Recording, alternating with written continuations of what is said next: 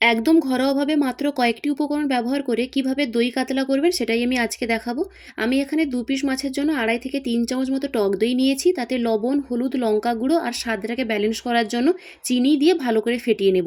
আমি এখানে অল্প জলও দিয়েছি, তারপরে জলটাকে দিয়ে দইয়ের সঙ্গে ফেটিয়ে নেব। এরপরে আমি কাতলা মাছটাকে লবণ, হলুদ মাখিয়ে ভেজে তুলে নিয়েছি আগে।